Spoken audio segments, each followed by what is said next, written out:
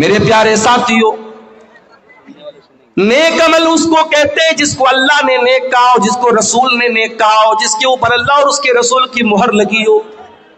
کبھی آپ نے غور کیا، نماز 5 ٹائم کی ہم پڑھتے ہیں، کوئی اللہ کا بندہ ہے اور 6 ٹائم کی نماز پڑھنے لگے تو ہم کہیں گے بھائی یہ کہاں سے آ گئی؟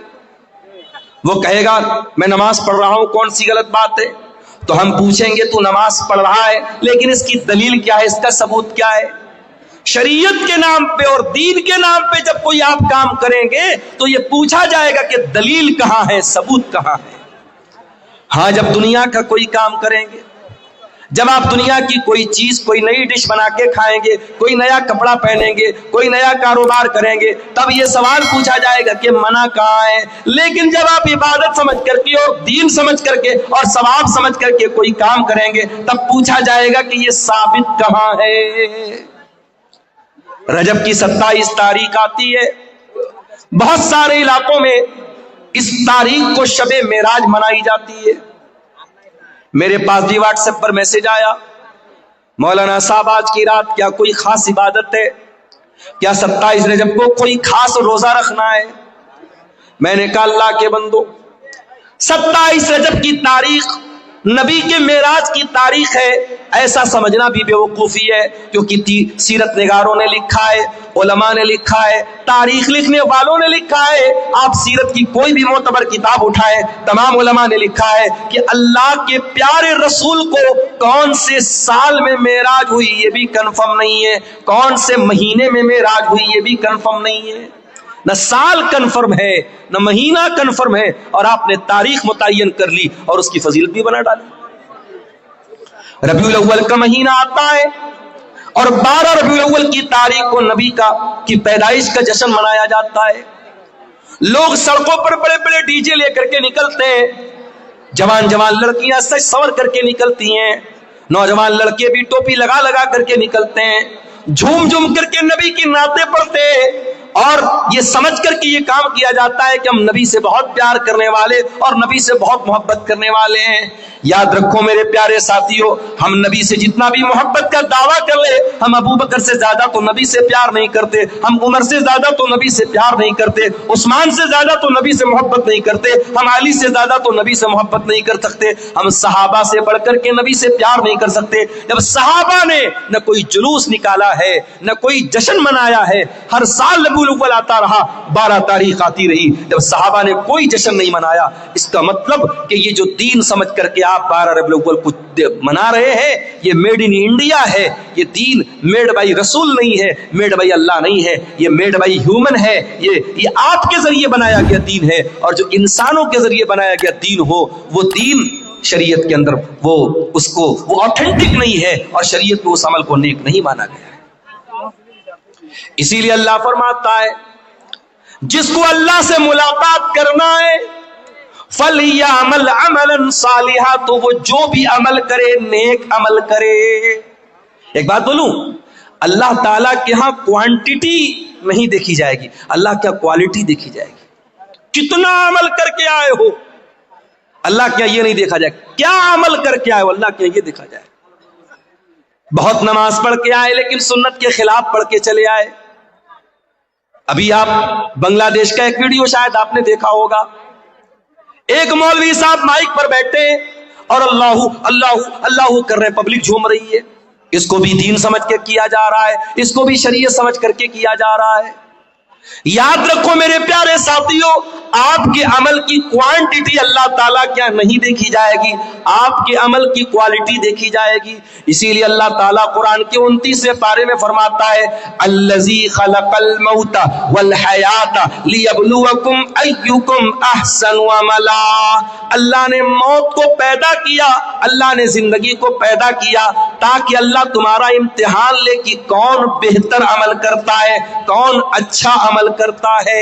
اللہ نے یہ نہیں کہ کون زیادہ عمل کرتا ہے، اللہ نے کہا ہم آزمانا چاہتے کہ کون اچھا عمل کرتا ہے۔ تو یہ پہلی کنڈیشن ہے، اللہ کیا کامیاب ہونا ہے تو پہلی کنڈیشن کیا ہے؟ آپ عمل کرو، کون سا عمل؟ نیک عمل کرو, عمل صالح کرو جس کو شریعت نے عمل صالح کہا ہے. اور دوسرا کام کیا کرنا ہے؟ وَلَا يُشْرِكْ بِعِبَادَةِ رَبِّهِ أَحَدًا, اور اپنے رب کی عبادت میں کسی کو شریک نہ کرنا, کبھی شرک مت کرنا. علامہ ابن تیمیہ کہتے ہیں اس آیت میں اللہ نے 2 سوالوں کا جواب دیا ہے. عبادت کس کی؟ عبادت صرف اللہ کی. اور عبادت کیسی؟ عبادت رسول کے جیسی. اور غور کرو تو پورے اسلام کا خلاصہ, پورے دین کا خلاصہ اور پوری شریعت کا خلاصہ یہی 2 سوالوں کے جواب میں ہے. عبادت کس کی؟ عبادت صرف اللہ کی. اور عبادت کیسی؟ عبادت رسول کے جیسی. اور ہم جو کلمہ پڑھتے ہیں, اسلام میں داخل ہونے کا جو پاسپورٹ اور ویزا ہے, آپ انڈیا سے عمرہ کرنے جانا چاہتے, پاسپورٹ کا ریڈی ہونا ضروری ہے. آپ اگر سعودی عرب میں گھسنا چاہتے ہیں تو سعودی عرب کا عمرہ کا ویزا آپ کے پاس ہونا ضروری ہے, یا وزٹ ویزا ہونا ضروری ہے. شریعت میں, اسلام میں آپ آنا چاہتے ہیں, آپ مسلمان ہونا چاہتے ہیں, اسلام کا پاسپورٹ کیا ہے, اسلام کا ویزا کیا ہے؟ اشہد ان لا الہ الا اللہ واشہد ان محمدن عبدہ ورسولہ, میں گواہی دیتا ہوں اللہ کے سوا کوئی عبادت کے لائق نہیں, اور میں گواہی دیتا ہوں کہ محمد صلی اللہ علیہ وسلم اللہ کے بندے اور رسول ہیں. یہی تو ہے ہمارا پاسپورٹ, یہی تو ہے جنت کا پاسپورٹ, یہی تو ہے اسلام کا پاسپورٹ. اور اس میں 2 چیزیں ہیں, میں اللہ کے سوا کوئی معبود نہیں, اس کی گواہی دیتا ہوں. یہ پہلے سوال کا جواب. عبادت کس کی؟ عبادت صرف اللہ کی. اور دوسری گواہی کیا دیتے ہیں؟ وَأَشْهَدُ أَنَّ مُحَمَّدًا عَبْدُهُ وَرَسُولُهُ, اور میں گواہی دیتا ہوں کہ محمد صلی اللہ علیہ وسلم اللہ کے بندے اور اللہ کے رسول ہیں. او براری والو, او سیما پور والو, بڑے افسوس کے ساتھ کہنا پڑتا ہے, آپ نے نبی کا کلمہ تو پڑھا ہے, اشہد ان محمد رسول اللہ کا کلمہ تو ہم اور آپ پڑھتے ہیں, مگر افسوس کی بات ہے زندگی کے بہت سارے معاملات ایسے ہوتے ہیں جہاں ہم نبی کے طریقے کو اپنانے کو تیار نہیں ہیں. ابھی ایک بھائی مجھ کو ملے, کلیا چک کے رہنے والے, آپ کے اس علاقے میں اکثر آنا جانا ان کا ہوتا ہے. انہوں نے بتایا مولانا ذرا اس پر بھی آپ بولیے گا, آج سیما پور کے اس علاقے میں, اس بستی میں آج بھی لمبا چوڑا جہیز لیا جاتا ہے, تلک لیا جاتا ہے. او مسلمان, تو غریب بیٹی کے باپ سے بھی جہیز کی ڈیمانڈ کر رہا ہے, وہ بیچارہ بینک سے لون لے کر کے تجھ کو جہیز دے رہا ہے, تیری ڈیمانڈ پوری کر رہا ہے, اور تو بڑا سینہ چوڑا کر کے کہتا ہے میں تو اہل حدیث ہوں, میں تو قرآن و حدیث پر چلنے والا ہوں, میں تو اہل حدیث علماء کی تقریریں سنتا ہوں. ارے تو کیسا مسلمان ہے, تو کیسا اہل حدیث ہے, تو کیسا قرآن و حدیث پر چلنے والا ہے؟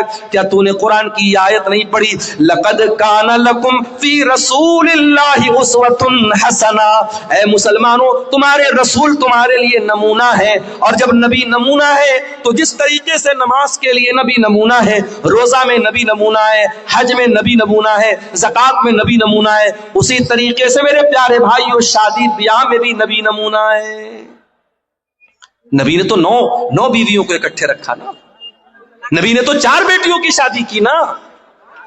مجھے کوئی ایک دلیل لا کے دے دو کہ نبی سے کسی بیٹی کی شادی کے ٹائم نبی سے ڈیمانڈ کی گئی ہو, یا نبی نے اپنی کسی شادی کے ٹائم ڈیمانڈ کی ہو. او لوگو, تم نے تو شادی بیاہ کا سارا سسٹم ہی خراب کر ڈالا. تم نے شادی بیاہ کو لڑکیوں کے لیے ایک بہت بڑا ابھیشاپ بنا ڈالا, ایک بہت بڑا کلنک بنا ڈالا. جس کے گھر میں 4 بیٹی ہو جائے وہ بیچارہ تو آدھا تو ایسے ہی بیمار ہو جاتا ہے کہ 4 بیٹیوں کی شادی کرنا ہے. جس گھر میں 4 جوان بیٹیاں ہو اور باپ بیچارہ مزدور ہو تو باپ بیچارہ روزانہ اسی غم میں جیتا ہے کہ 4 جوان بیٹیوں کی شادی کیسے کروں گا. او لوگو, تم نے تو بیٹیوں کی شادی کو اتنا مشکل کام بنا ڈالا کہ آج اس کام کو پورا کرنے کے لیے لوگ اپنی زمین اور مکان تک بیچ ڈالتے ہیں. اور کبھی آپ نے غور کیا کہ آج کے اس دور میں بھی بھارت سرکار کو یہ نعرہ کیوں لگانا پڑتا ہے کہ بیٹی پڑھاؤ بیٹی بچاؤ؟ بیٹی بچانے کا نعرہ یہ کیوں لگانا پڑتا ہے؟ کیونکہ 2025 کے اس ترقی کے دور میں جب ہمارے بھارت کا جھنڈا چاند کے اوپر بھی لہرا رہا ہے, آج بھی بھارت میں لاکھوں بچیوں کو ماں کے پیٹ میں مار دیا جاتا ہے. الٹرا ساؤنڈ کے ذریعے ان کو جانچ کر کے کہ ماں کے پیٹ میں لڑکی پل رہی ہے، اس کو ماں کے پیٹ میں ہی ختم کر دیا جاتا ہے۔ اگر آپ اس کے اسباب پر غور کریں، اس کی وجہ پر غور کریں، تو بہت بڑی وجہ لڑکیوں کی شادی میں آنے والی پریشانیاں ہیں۔ نہیں چاہتے لوگ کہ ہم یہ بوال کیوں پالیں، ہمیں نہیں چاہیے لڑکی، لڑکا ہوگا تو لائے گا اور لڑکی ہوگی تو لے کے جائے گی۔ یہ سوچ ہے آج سماج کی میرے پیارے ساتھی۔ او لوگوں، شریعت دو چیزوں کا نام ہے۔ عبادت کس کی؟ عبادت صرف اللہ کی، اور عبادت کیسی؟ عبادت رسول کے جیسی، اور عبادت رسول کے جیسی جب کرنا ہے تو نکاح اور شادی بیاہ بھی یہ آپ کی زندگی کا ایک بہت اہم حصہ ہے۔ ہمیں اور آپ کو یہ دیکھنا پڑے گا کہ نبی کے دور میں شادی بیاہ کیسی ہوتی تھی۔ اور ایک بات بولوں آپ سے، ہمارے نبی نے جو کام کیا ہے وہ کام کرنا بھی عبادت ہے، اور جو ہمارے نبی نے کام نہیں کیا ہے اور کرنے کا تقاضا تھا وہ کام نہ کرنا بھی عبادت ہے۔ مثال کے طور پہ اللہ کے نبی خانہ کعبہ کا طواف کرتے تھے۔ خانہ کعبہ کے 4 کونے تھے، ایک کونے کا نام حجر اسود تھا، ایک کونے کا نام رکن یمانی، اور 2 کونے اور تھے جو رکن شامی کہلاتے تھے۔ اللہ کے پیارے نبی جب خانہ کعبہ کا طواف کرتے تھے تو حجر اسود کا استلام کرتے تھے، اس کو ہاتھ لگاتے تھے، اور اسی طریقے سے رکن یمانی کو ہاتھ لگاتے تھے۔ 4 کونوں میں سے صرف 2 کونوں کو اللہ کے نبی ہاتھ لگاتے تھے، اور حجر اسود کو اگر موقع ملتا تھا تو چوم لیتے تھے۔ موقع ملے تو چوم لینا چاہیے۔ جو لوگ حج کرنے جاتے ہیں، عمرہ کرنے جاتے ہیں، وہ دیکھتے ہوں گے کہ خاص طور سے جو افریقہ والے، سوڈان والے موٹے موٹے ہوتے ہیں نا، یہ کسی اور کو آگے آنے ہی نہیں دیتے۔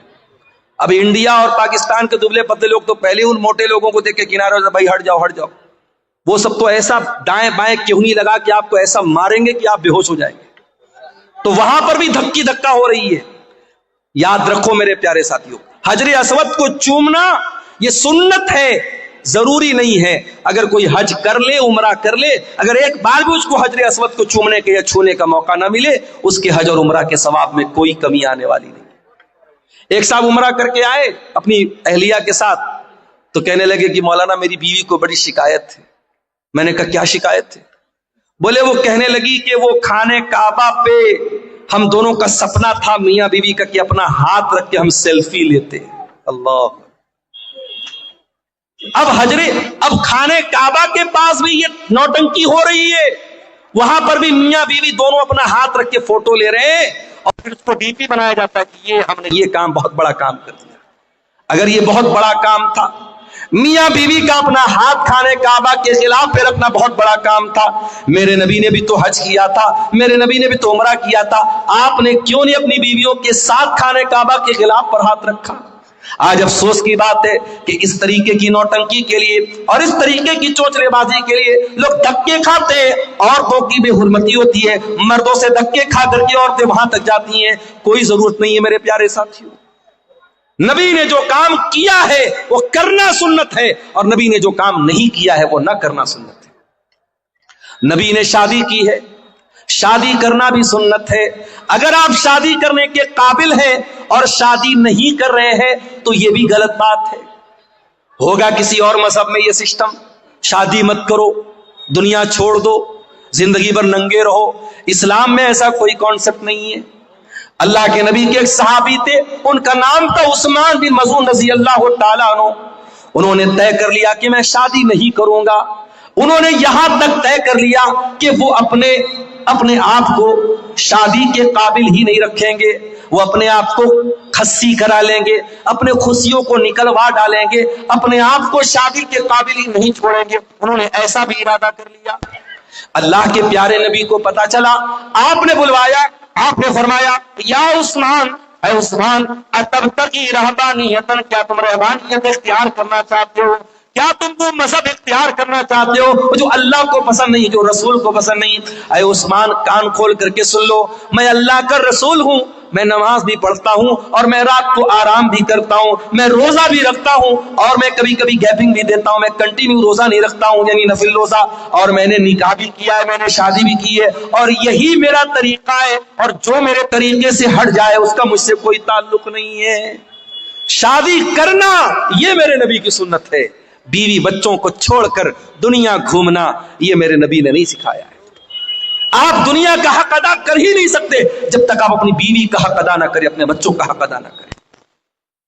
اس لیے میرے پیارے ساتھیوں، یہ دو اصول یاد رکھنا، عبادت کس کی؟ عبادت صرف اللہ کی، اور عبادت کیسی؟ عبادت رسول کے جیسی۔ اور آج جو پوری دنیا میں ہم جوتے کھا رہے، ذلیل ہو رہے، خار ہو رہے، معاف کرنا، ہم انہی دونوں اصولوں سے ہٹے ہیں۔ یا تو عبادت میں اللہ کے علاوہ کسی کو شریک کیا ہے، یا اطاعت میں رسول کے ساتھ کسی کو شریک کیا ہے۔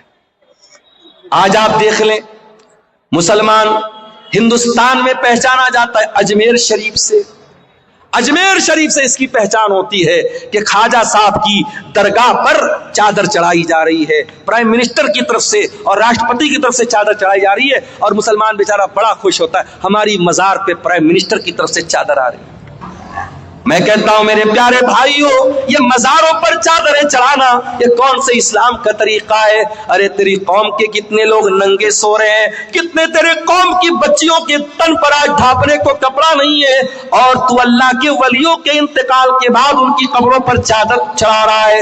اور آپ جا کے پتہ لگا لیجئے گا، درگاہوں پہ چڑھنے والی یہ چادریں یہ روٹیٹ ہوتی رہتی ہیں، جو چادر آپ چڑھاتے ہیں وہی چادر مارکیٹ میں بکتی ہے اور دوبارہ پھر چڑھائی جاتی ہے، روٹیشن چلتا رہتا ہے، یہ ایک دھندا بن چکا ہے۔ اسلام میں نہ تو کوئی پکی قبر کی اجازت ہے اور نہ کسی قبر کے اوپر چادر چڑھانے کی اجازت ہے۔ اسلام قبر پرستی کا مذہب نہیں ہے۔ ہمارے پیارے نبی نے اپنے انتقال کے پہلے اپنی امت کو خبردار کیا تھا، لعن اللہ الیہود والنصارى اتخذوا قبور انبیائہم مساجد۔ اللہ کی لعنت ہو یہودیوں کے اوپر اور عیسائیوں کے اوپر، انہوں نے اپنے نبیوں کی قبروں کو سجدہ کرنے کی جگہ بنا لیا۔ قبروں کو سجدہ گاہ بنا لینا یہ لعنتی لوگوں کا طریقہ ہے، یہ یہود و نصارہ کا طریقہ ہے۔ میرے پیارے ساتھی، آج مسلمان قبر پرستی سے پہچانا جاتا ہے۔ آج مسلمانوں کے بچوں کے ہاتھ میں اور گلے میں تعویذ یہ پہچان ہے کہ وہ مسلمان کا بیٹا ہے۔ ارے تیرے نبی نے تو کبھی تعویذ نہیں پہنا، تیرے نبی نے حسن و حسین کو دعائیں پڑھ کے دم کیا، کبھی حسن و حسین کے گلے میں تعویذ نہ ڈالا، کبھی صحابہ نے اپنے بچوں کے گلے میں تعویذ نہ ڈالا۔ تجھے شارٹ کٹ چاہیے، تو نے اسلام کا شارٹ کٹ بنا ڈالا، تو نے نظر بد سے بچنے کے لیے اور جادو سے بچنے کے لیے اپنے بچوں کے گلے میں تعویذ ڈال دیا، اور تو نے قرآن، لوگ کہتے ہیں مولانا صاحب تعویذ کے اندر قرآن لکھا رہتا ہے، کبھی جات کے دیکھ لینا، یہ تعویذ کو میں نے کھول کے دیکھا ہے، کوئی قرآن نہیں لکھا رہتا ہے۔ تعویذ کے اندر قرآن نہیں، شرکیہ چیزیں لکھی رہتی ہیں۔ یا جبریل یا میکائیل یا اسرافیل، فرشتوں کو پکارا جاتا ہے، فرشتوں کو اللہ کے سوا پکارا جاتا ہے۔ اور اگر 2 منٹ کے لیے مان بھی لیا جائے کہ تعویذ کے اندر قرآن لکھا ہے، تو قرآن تعویذ میں آپ پہنے ہوئے ہیں، اسی حالت میں بیوی سے ملاقات کر رہے ہیں، اسی حالت میں لیٹرین میں جا رہے ہیں، اسی حالت میں باتھ روم میں جا رہے ہیں، کیا یہ قرآن کی بے حرمتی نہیں ہے؟ کیا یہ قرآن کا اپمان نہیں ہے؟ میرے پیارے ساتھی، ہر اس عمل سے بچو جو اللہ کی توحید سے ٹکرانے والا۔ یاد رکھو میرے بھائیوں، اگر توحید گڑبڑ ہے اللہ کے ہم کبھی کامیاب نہیں ہو سکتے۔ اس لیے کہ اللہ قرآن میں کہتا ہے انہ من یشرک باللہ فقد حرم اللہ علیہ الجنہ، جو اللہ کے ساتھ شرک کرے گا اس کے اوپر اللہ نے جنت کو حرام کر دیا ہے، ومأواہ النار، اور ایسے انسان کا ٹھکانہ جہنم ہے، وما للظالمین من انصار، اور شرک کرنے والوں کا کوئی مددگار نہیں ہوگا، مشرک کا کوئی مددگار نہیں ہوگا۔ لوگ کہتے ہیں نا سرکار کا دامن پکڑ لیں گے، سرکار کا دامن پکڑ لیں گے، ارے نبی کا دامن اور نبی کی شفاعت کسی مشرک کو نصیب نہیں ہوگی۔ اللہ کے پیارے نبی فرماتے ہیں قیامت کے دن میں اسی کے حق میں شفاعت کروں گا جو میری توحید پر قائم، جو اللہ کی توحید پر قائم ہوگا، جو لا الہ الا اللہ کے اوپر قائم رہے گا۔ اسی لیے توحید کی حفاظت کرو میرے پیارے ساتھی، مرتے دم تک کبھی شرک نہ کرنا۔ لا تشرک باللہ، اللہ کے نبی نے معاذ ابن جبل کو وصیت کی تھی، اے معاذ ابن جبل اللہ کے ساتھ کسی کو شریک مت کرنا، وَإِن قُتِلْتَ أَوْ حُرِّقْتَ، تمہیں قتل کر دیا جائے، تمہیں جلا دیا جائے، جل جانا، قتل ہو جانا، مگر اللہ کی ذات کے ساتھ کسی کو شریک نہ کرنا، شرک مت کرنا۔ میرے پیارے ساتھیوں، اپنی پیشانی کو اللہ کے سوا کسی اور کے در پہ مت چکانا۔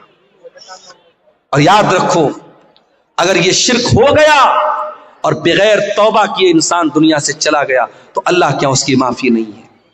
ان اللہ لا یغفر ان یشرک بہ ویغفر ما دون ذلک لمن یشاء. جو دنیا سے شرک کر کے چلا گیا اور شرک کی حالت میں مر گیا، اللہ فرماتا ہے اس مشرک کی ہم مغفرت نہیں کریں گے. مشرک کی اللہ تعالیٰ کے معافی نہیں. اچھا میں ایک مثال سے بات کرتا ہوں. مکان آپ کا ہے، گھر آپ کا ہے، کوئی دوسرا آ کر کے آپ کے مکان پہ قبضہ کر لے اور آپ کے مکان کو اپنا مکان کہے، کیا آپ گوارا کریں گے؟ آپ کی بیوی نکاح آپ کر کے لائے اور آپ کے بجائے کسی اور کو شوہر مانے، کیا آپ گوارا کریں گے؟ نہیں نہیں، میری بیوی ہے، میرے علاوہ کسی اور کو نظر بھر کے دیکھے ہم تو یہ بھی گوارا نہیں کریں گے. جب ہماری غیرت یہ تقاضا کرتی ہے کہ جو چیز ہماری ہے اس پر کسی اور کا حق نہ ہو. اللہ تو ہم سے زیادہ غیرت والا ہے، اللہ تو سب سے زیادہ غیرت والا ہے. اللہ کی غیرت کو گوارا نہیں ہے کہ عبادت میں اللہ کے ساتھ کسی کو شریک کیا جائے. تو عبادت کس کی؟ عبادت صرف اللہ کی. اب آؤ ذرا دوسرے سوال پر ہم غور کریں. عبادت کیسی؟ عبادت رسول کے جیسی. آج ایک نماز آپ پڑھتے ہیں، کسی مسجد میں چلے جاؤ کوئی سینے پر ہاتھ باندھ رہا ہے، دوسری مسجد میں چلے جاؤ ناف کے نیچے ہاتھ باندھ رہا ہے، تیسری مسجد میں چلے جاؤ ہاتھ چھوڑ کے نماز پڑھ رہا ہے. ایک نماز اسلام کی عبادت ہے، 36 طریقے سے نماز پڑھی جا رہی ہے. ہر مسجد میں ایک نیا طریقہ ہے. ایک مسجد میں گئے السلام علیکم ورحمۃ اللہ، السلام علیکم ورحمۃ اللہ کہنے کے بعد امام صاحب اور مقتدی لوگ زور سے کہتے اللہ اکبر، استغفر اللہ استغفر اللہ استغفر اللہ. دوسری مسجد میں گئے، امام نے سلام پھیرا، جلدی سے ہاتھ اٹھایا، امام دعا کرنے لگا، پیچھے مقتدیوں نے بھی ہاتھ اٹھایا اور امام کی دعا پر آمین کہا. نماز کے طریقے میں اتنا متبھید کیوں ہے؟ نماز کے طریقے میں اتنا فرق کیوں ہے؟ کیوں اپنے اپنے مسلک کی طریقے کی نمازیں بنا کے آپ نے رکھی ہیں؟ آؤ میرے پیارے ساتھیوں، آج اس اسٹیج سے، مدرسہ اصلاحیہ کے اس اسٹیج سے آپ کو اتحاد کی دعوت دیتا ہوں، آپ کو ایکتا کی دعوت دیتا ہوں. آؤ نماز کا وہ طریقہ چلے گا جو جناب محمد رسول اللہ صلی اللہ علیہ وسلم نے بیان کیا. اور آپ نے فرمایا صلو کما رأیتمونی اصلی. اے میری امت کے لوگوں، اس طریقے پر نماز پڑھتے رہو جس طریقے پر تم نے نماز مجھ کو پڑھتے ہوئے دیکھا ہے. نبی کا یہ کہنا کہ میرے طریقے پر نماز پڑھتے رہو، نبی کا یہ کہنا اس بات کی دلیل ہے کہ قیامت تک وہ طریقہ محفوظ رہے گا. اور آج بھی حدیث کی کتابیں بتاتی ہیں کہ اللہ کے نبی جب تشہد میں بیٹھتے تھے تو کہاں پر انگلی ہلاتے تھے، کہاں پر انگلی کو حرکت دیتے تھے. جب آپ رکوع میں جاتے تھے تو گھٹنوں کو کیسے پکڑا کرتے تھے. جب آپ سجدے میں جایا کرتے تھے تو آپ کی ناک زمین پر ہوتی تھی کہ نہیں تھی، آپ کی پیشانی زمین پر ہوتی تھی یا نہیں تھی. ایک ایک طریقہ آپ کا نماز کا حدیث کی کتابوں میں ملے گا. تو عبادت کیسی؟ عبادت رسول کے جیسی. یہ اتنا نازک معاملہ ہے کہ آپ اس میں کوئی پھیر بدل نہیں کر سکتے. چلیے ایک مثال آپ کو دیتا ہوں، بہت پیاری مثال ہے، اس کو ذرا غور سے سنیے گا. حدیث کہاں پر ہے؟ بخاری میں بھی ہے، مسلم میں بھی ہے. راوی کون ہے؟ برا ابن عازب. کہتے اللہ کے پیارے نبی نے مجھ سے فرمایا اذا اتیت مضجعک، اے برا جب تم بستر پہ سونے جاؤ تو پہلے تم وضو کر لیا کرو. ہمارے پاس کچھ عورتوں کا فون آیا، مولانا صاحب بڑے ڈراؤنے سپنے آتے ہیں، مولانا صاحب رات میں ڈراؤنے سپنے آتے ہیں، جنات پریشان کرتا ہے، جادو سے پریشان ہے. چلو ایک طریقہ تم کو بتا رہا ہوں، کبھی جنات پریشان نہیں کریں گے. جب بھی رات میں بستر پہ سویا کرو تو وضو کر کے سویا کرو. وضو کر کے سونا یہ نبی کی سنت ہے. نبی اکرم نے فرمایا کہ اے برا جب تم بستر پہ سونے جاؤ تو وضو کر لو. کون سا وضو؟ جو نماز کے لیے کرتے ہو، جو جنرل وضو ہے، جو عام طریقہ ہے وضو کرنے کا. اور اس کے بعد اپنے داہنی کروٹ لیٹ جاؤ. اور اے برا ابن عازب، اب میں جو دعا سکھا رہا ہوں اس دعا کو تم پڑھ کر کے سو جاؤ. کون سی دعا ہے؟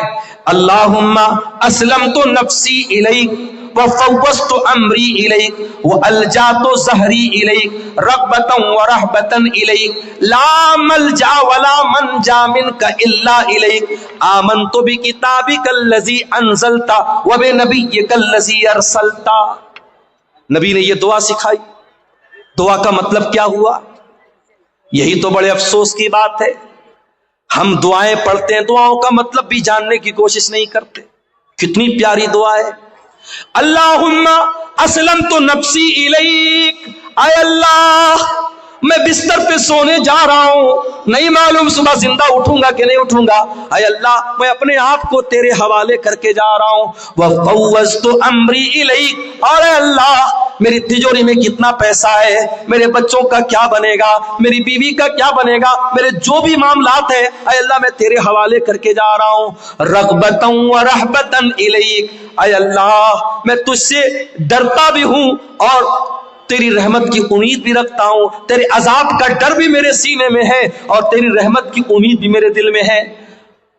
और ऐ अल्लाह आमन तो भी ला मलजा वला मनजा मिनका इल्ला इलैक, ऐ अल्लाह तू जिसको पनाह दे दे, तू जिसको पनाह न दे उसको कोई पनाह देने वाला नहीं, तू जिसको नजात न दे उसको कोई नजात देने वाला नहीं। आमन तो बे किताबिकल लज़ी अंज़लता, ऐ अल्लाह मैं तेरी किताब पर ईमान लाता हूं जो किताब तूने उतारी है। व बे नबिय्यकल लज़ी अरसलता, और मैं तेरे नबी पर ईमान लाता हूं जिस नबी को तूने रसूल बना के भेजा है। यह है दुआ का तर्जमा, दुआ का अनुवाद जो थोड़ा सा मैंने आपके सामने किया है। अब जरा गौर से सुनिएगा, नबी ने दुआ सिखाई, कहा कि ऐ बरा दाहिनी करवट लेट जाना वजू करके और ये दुआ पढ़ लेना, उसके बाद कुछ मत कहना, सो जाना। अगर उसी हालत में तुम मर गए मुत्ता अलल फितरा, तो तुम फितरत पर मरोगे, जन्नत में जाओगे। तो अगर ये दुआ पढ़ के मर गए तो जन्नत में जाओगे, जन्नती तुम्हारी जन्नत पक्की हो जाएगी। अगर इस दुआ को पढ़ के इसी अकीदे पर तुम दुनिया से चले। सहाबा के जमाने में मोबाइल तो नहीं था, साउंड रिकॉर्डर तो नहीं था, जल्दी से रिकॉर्ड कर लिया जाए। सहाबा तो सुन के याद करते थे। आज हमारे पास कितनी सहूलत है मेरे भाई। आज आपने ये दुआ सुनी है, मैंने जल्दी जल्दी दुआ सुनाई है। अगर आप इस दुआ को बाद में याद करना चाहे तो यूट्यूब पर आ जाएगी, आप धीरे धीरे सुन के किसी कॉपी पे नोट करके भी याद कर सकते हैं। सहाबा तो ऐसा नहीं कर सकते थे। हजरत बरा कहते हैं मैं जल्दी जल्दी इस दुआ को दोहराने लगा, मैं रिपीट करने लगा इसको याद करने के लिए। जब मैं दोहराने लगा तो पूरी दुआ तो मैंने सही पढ़ी, बस एक जगह थोड़ी सी गलती मुझसे हो गई। नबी ने क्या दुआ सिखाई थी? आमनतु बि किताबिकल लज़ी अंज़लता व बि नबिय्यिकल लज़ी अरसलता, मैं अल्लाह की किताब पर ईमान लाता हूं और अल्लाह के नबी पर ईमान लाता हूं। मेरे मुंह से नबी की जगह रसूल का लफ्ज़ निकल गया, व बि नबिय्यिकल लज़ी की जगह व बि रसूलिकल लज़ी का लफ्ज़ निकल गया। एक लफ्ज की मिस्टेक हो गई।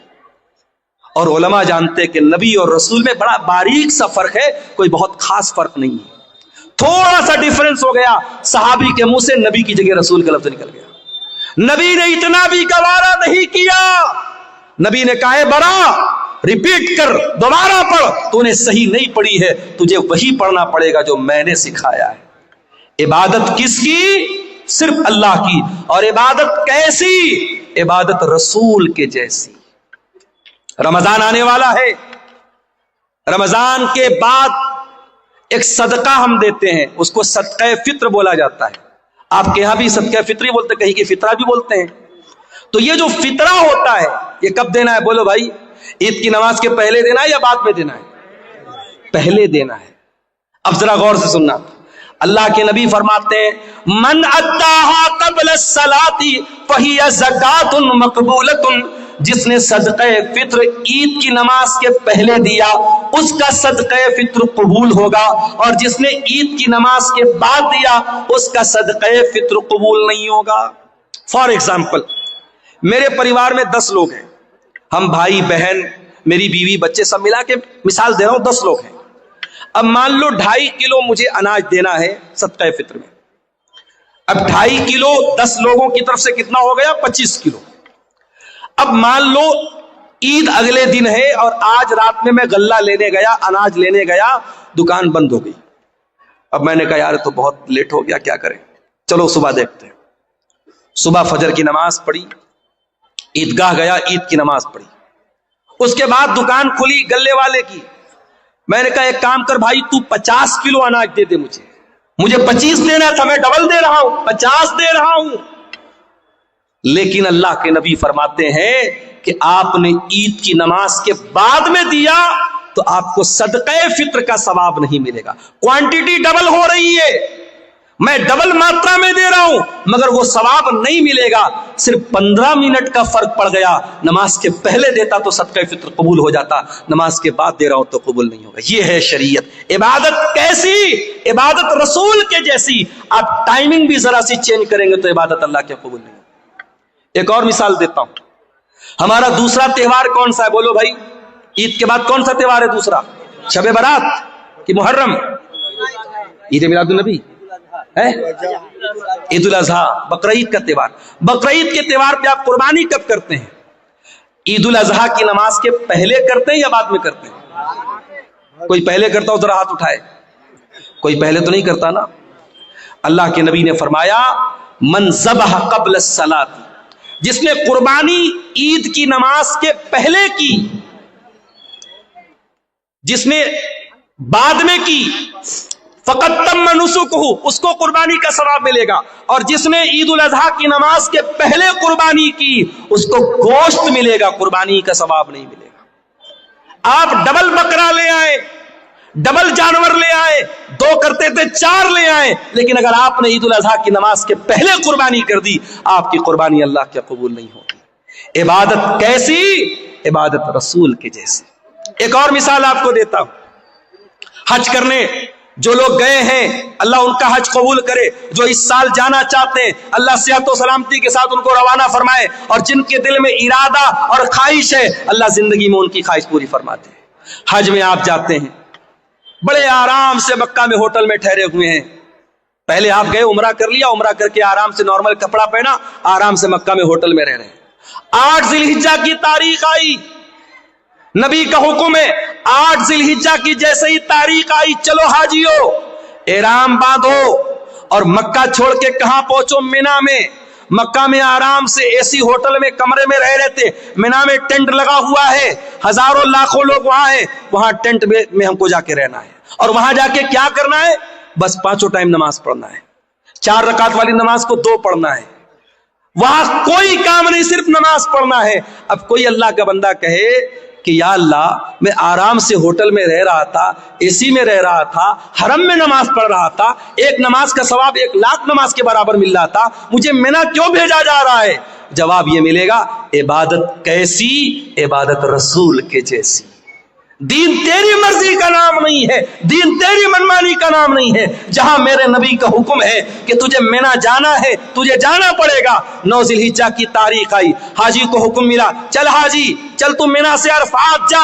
عرفات میں حاجی پہنچا, وہاں جا کے ظہر پڑھ لیا, عصر پڑھ لیا, ظہر اور عصر ایک ساتھ پڑھ لیا. اب ظہر سے لے کر کے سورج ڈوبنے تک 5 گھنٹہ 6 گھنٹہ کڑی دھوپ نکلی ہے, مئی کا مہینہ ہے. حاجی آرام سے اپنے مینا میں ٹینٹ میں رہ رہا تھا, اس کو عرفات میں بھیجا گیا ہے, کھلے میدان کے نیچے 5-6 گھنٹہ. کیا کرنا ہے؟ کچھ نہیں کرنا ہے. کوئی نماز پڑھنا ہے؟ نہیں پڑھنا ہے. ظہر عصر کے بعد وہاں بیٹھ کے اللہ کا ذکر کرنا ہے, دعائیں کرنا ہے. یہ حج کا پورا طریقہ کبھی آپ غور کیجئے گا.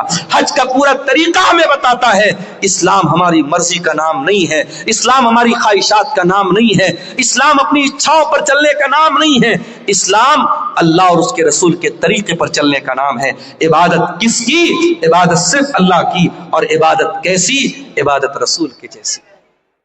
میرے عزیزوں, آج افسوس کی بات ہے کہ مسلمان اپنے آپ کو مسلمان بھی کہتا ہے, نبی کا کلمہ پڑھنے والا بھی کہتا ہے, اور دین میں منمانی کرتا ہے, دین میں نئی نئی بدعتیں نکالتا ہے. مسلمان بھول گیا, اس کے نبی اپنے ہر خطبے میں کہتے تھے وَشَرَّ الْأُمُورِ مُحْدَثَاتُهَا وَكُلُّ مُحْدَثَةٍ بِدْعَةٌ وَكُلُّ بِدْعَةٍ ضَلَالَةٌ وَكُلُّ ضَلَالَةٍ فِي النَّارِ. دین کے اندر ہر نیا کام بدعت ہے, اور ہر بدعت گمراہی ہے, اور ہر گمراہی جہنم میں لے کر کے جانے والی ہے. یہ بدعتیں ہمارا دنیا میں بھی جینا حرام کر رہی ہیں. ابھی میں نوگچھیا سے آپ کے کٹیہار آ رہا تھا, مجھے کسی نے بتایا وہاں پہ کوئی عرس ہو رہا ہے. عرس جانتے ہو؟ عرس کیا ہوتا ہے بھائی؟ عرس وہ تاریخ ہوتی ہے جس تاریخ میں جس کی مزار ہے, جس کی قبر ہے, اس کا انتقال ہوا ہے. اس کے انتقال پر غم نہیں منایا جاتا, عرس منایا جاتا. کیوں؟ یہ عقیدہ رکھا جاتا ہے کہ اللہ کا ولی جس دن اس کا انتقال ہوا, اس کی تو سہاگ رات ہے نعوذ باللہ. عرس کے معنی یہ میں غلط ترجمہ نہیں کر رہا ہوں. عرس دلہن سے بنا, عریس سے بنا ہے. گویا کہ وہ اللہ سے ملاقات کر رہا ہے, اپنے محبوب سے مل رہا ہے, اس کی شادی کی رات ہے, اس خوشی میں عرس منایا جاتا ہے. استغفر اللہ, یہ ہے عرس کی حقیقت. اور مسلمان آج عرس منا رہا ہے, پورا نوگچیا کا پورا روڈ جام ہے. میرے پیارے ساتھیوں, یہ بدعتیں ہمارا جینا حرام کرتی ہے. آج آپ دیکھ لو, اسلام کے اوپر عمل کرنے میں کوئی ٹریفک جام نہیں ہوتا, اسلام پر عمل کرنے میں کسی کے لیے کوئی مسئلہ کھڑا نہیں ہوتا. مسئلہ تب کھڑا ہوتا ہے جب ہم بدعات و خرافات میں مبتلا ہوتے ہیں. اور علامہ اقبال نے صحیح کہا تھا, یہ امت روایات میں کھو گئی, حقیقت خرافات میں کھو گئی. میرے بھائیوں, بدعت سے بچو. اور آخری بات بیان کر کے بات ختم کر رہا ہوں, یہ بدعت جو ہوتی ہے یہ آخرت میں بھی بہت گھاٹے کا سودا بنے گی, آخرت میں بھی بہت نقصان پہنچائے گی. اللہ کے نبی جب قیامت کے دن اپنے امتیوں کو کوثر کا جام پلائیں گے تو کچھ ایسے لوگ آئیں گے جن کے ہاتھ اور پیر چمک رہے ہوں گے وضو کی وجہ سے, وضو کی وجہ سے ان کے ہاتھ پیر چمک رہے ہوں گے. اللہ کے نبی ان کو کوثر کا جام پلانا چاہیں گے. فرشتے کہیں گے اللہ کے نبی آپ ان کو نہیں پلا سکتے. اللہ کے نبی کہیں گے یہ تو میری امت کے لوگ ہیں, یہ تو میرے ماننے والے لوگ ہیں, میرا کلمہ پڑھنے والے لوگ ہیں. آپ فرمائیں گے کیوں ان کو مجھے تم کوثر کا پانی نہیں پلانے دے رہے ہو فرشتوں, کیا بات ہے؟ فرشتے کیا جواب دیں گے؟ انک لا تدری ما احدثوا بعدک, اے اللہ کے رسول آپ نہیں جانتے یہ بدعتی لوگ ہیں, انہوں نے آپ کے بعد آپ کے دین میں بہت سارے نئے نئے کام نکالے ہیں. جب نبی کو پتا چلے گا یہ بدعتی لوگ ہیں, بخاری اور مسلم کے الفاظ ہیں, اللہ کے رسول فرمائیں گے سحقن سحقن لمن غیر بعدی, جن لوگوں نے میرے دین کو بدل ڈالا ان کے لیے بربادی ہو. تو بدعتی کو قیامت کے دن اللہ کے نبی بھی دھکا دے کے بھگا دیں گے, اس کو نہ کوثر کا جام ملے گا نہ اللہ کی نجات ملے گی. اللہ ہم سب کو بدعت و خرافات سے بچائے. یہ 2 سوالات آئے ہیں, ان کا جواب دے کے میں اجازت چاہوں گا. سونے کی صحیح طریقہ کیا ہے, یعنی کس طرف سر کر کے سونا چاہیے؟ اگر پچھم کی طرف پیر کر کے سوئیں تو کیا ہو؟ کوئی حرج کی بات نہیں ہے. پچھم کی طرف پیر کر کے سونے میں کوئی حرج کی بات نہیں. کوئی ایسی دلیل نہیں ہے کہ پچھم کی طرف پیر کرنے سے یہ قبلہ کی توہین ہوتی ہے.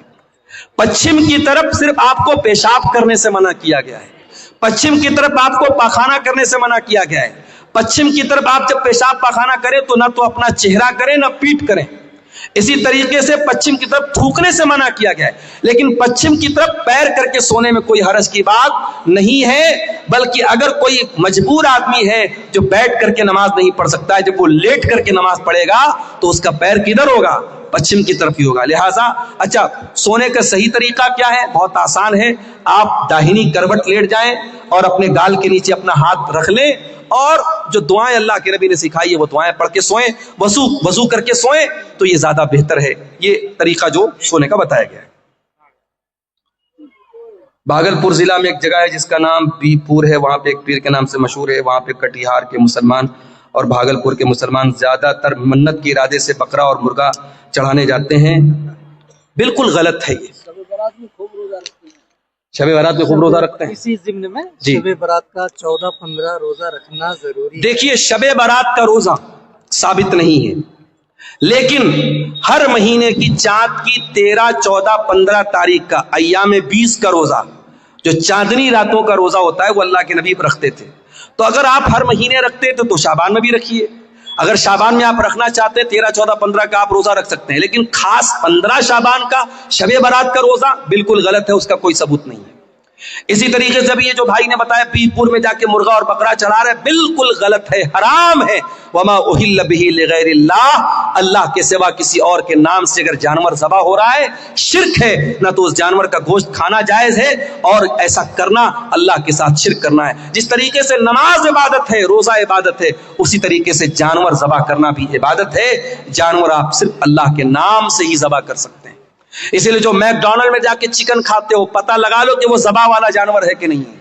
اگر میک ڈونلڈ میں جھٹکا والا ہے یا مشین کے ذریعے کاٹا گیا جانور ہے, اللہ کا نام نہیں لیا گیا ہے, تو وہ چکن اور مٹن آپ کے لیے کھانا جائز نہیں. جہاں بھی ہوٹل میں کھانا کھاؤ تحقیق کر لو. اگر اطمینان نہیں ہے تو ویج کھا لو، نان ویج مت کھاؤ، کوئی ایسا گوشت مت کھاؤ جس کے بارے میں ڈاؤٹ ہے کہ اس پر اللہ کا نام لیا گیا ہے یا نہیں لیا گیا ہے۔ یہی باتیں ہیں جن پر میں آپ سے اجازت چاہتا ہوں۔ اللہ سے دعا ہے رب العالمین ہم سب کو کہنے سننے سے زیادہ عمل کی توفیق عطا فرمائے، آمین۔ وآخر دعوانا الحمدللہ رب العالمین، والسلام علیکم ورحمۃ اللہ۔